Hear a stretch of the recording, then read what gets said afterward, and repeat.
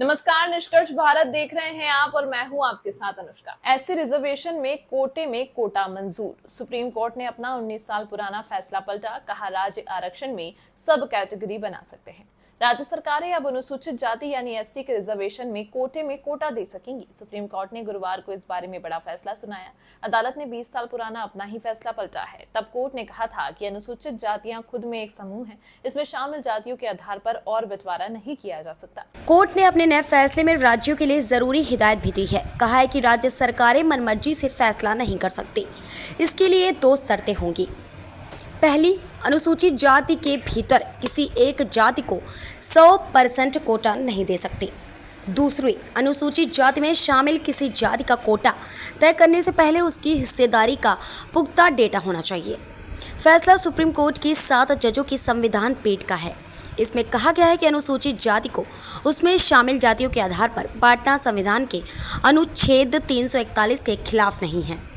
फैसले का आधार, अदालत ने फैसला उन याचिकाओं पर सुनाया है जिनमें कहा गया था कि अनुसूचित जात और जनजातियों के आरक्षण का फायदा उनमें शामिल कुछ ही जातियों को मिला है। इससे कई जातियां पीछे रह गई हैं।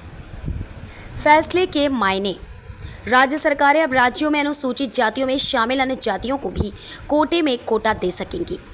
यानी अनुसूचित जातियों की जो जातियां वंचित रह गई हैं उनके लिए कोटा बनाकर उन्हें आरक्षण दिया जा सकेगा।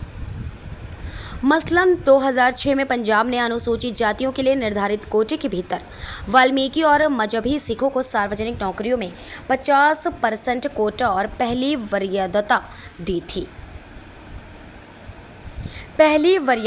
थी। पक्ष में फैसला देने वाले जजों के बयान।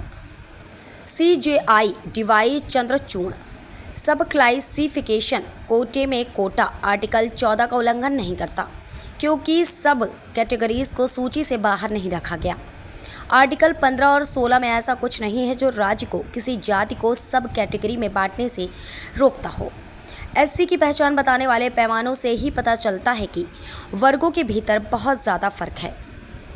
जस्टिस BR गवई, सब कैटेगरी का आधार राज्यों के आंकड़ों से होना चाहिए। वह अपनी मर्जी से काम नहीं कर सकता, क्योंकि आरक्षण के बाद भी निम्न ग्रेड के लोगों को अपने पेशे को छोड़ने में कठिनाई होती है।